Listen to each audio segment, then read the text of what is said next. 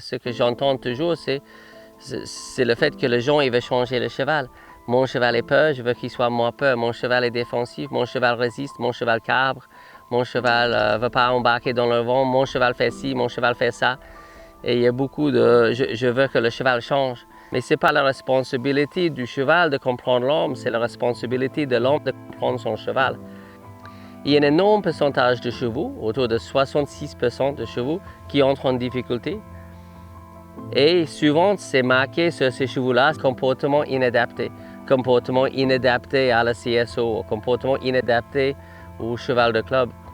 Et j'ai un vrai problème avec cette statistique parce que je ne pense pas que c'est aux chevaux d'adapter aux humains. Moi, j'ai un moitié zèbre et si moi, je peux adapter à elle et moi, je peux expliquer les choses clairement et communiquer clairement avec elle, si je sais comment elle apprend, comprendre et je peux l'éduquer correctement, elle ne va pas entrer en difficulté.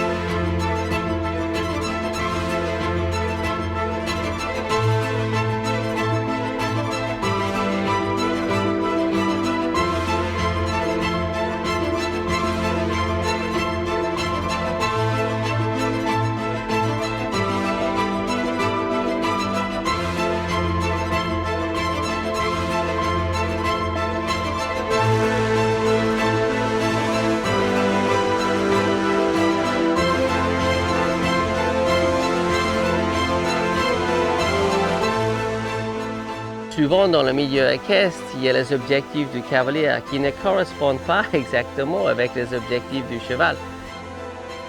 Je pense que les meilleurs compétiteurs sont eux qui sont très bons en équitation, de très bons pilotes, mais aussi les hommes de chevaux qui savent comment expliquer les choses aux chevaux. Au lieu de changer le selle, changer l'écurie, changer le coach, au lieu de faire tout ça, changer soi-même et devient un meilleur humain.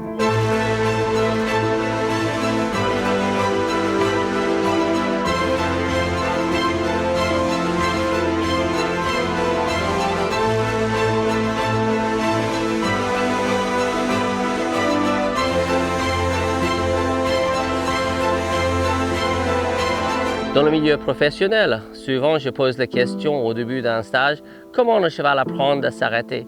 Comment le cheval apprend de tourner? Et la réponse est souvent une technique équestre. Mais je n'ai pas demandé la technique, j'ai demandé comment le cheval apprend. Comment le cheval apprend que la pression buccale de deux rênes veut dire arrête tes pieds. Et si l'homme ne sait pas comment le cheval apprend à répondre aux aides, comment tu veux que le cheval pouvait répondre correctement?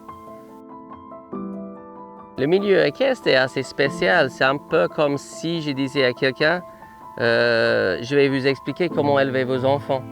Ça touche l'ego. Et souvent, quand on explique aux gens comment éduquer le cheval, il faut que l'homme il est capable d'avaler en quelque sorte son ego et de dire ok, j'ai une difficulté, je me remets en question et je cherche la réponse. Mais on est tellement formaté dans les années équestres de dire que quand ça ne va pas, c'est la faute du cheval.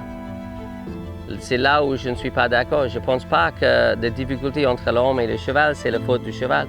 Je crois que c'est la faute de l'homme. Donc, l'homme doit se remettre en question et chercher l'information pour devenir mieux. Mais si le cavalier était un meilleur homme de cheval, il pouvait faire en sorte que les objectifs de son cheval deviennent les mêmes que les siens. Que mes objectifs deviennent les objectifs de mon cheval et aider le cheval à réussir dans les objectifs au lieu d'imposer sur les objectifs, plutôt expliquer pour que le cheval peut avoir envie de faire la même chose. Un grand rôle de l'équitation éthologique doit être d'amener le monde équestre vers une évolution basée sur la science, où on peut montrer et expliquer que ce qu'on fait avec le cheval, ça correspond avec le bien-être de l'animal.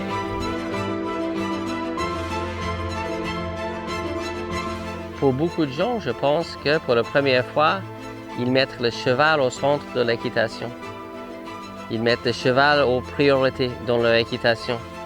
Et ça change tout. Ça change la perspective de ces gens-là. Et avec ça, ça change surtout les résultats. Et soudainement, les gens commencent à sentir que ce qu'il fait, les actions qu'il fait sont toujours en rapport avec le cheval et pas contre lui. Et quand on travaille avec le cheval, avec sa nature, et on comprend tout ça mieux, il y a moins de confusion, moins de frustration, moins de défense, moins de danger. Quand on efface toutes ces problématiques-là, je pense qu'on trouve une sensation de partenariat avec le cheval qu'on n'a jamais senti avant.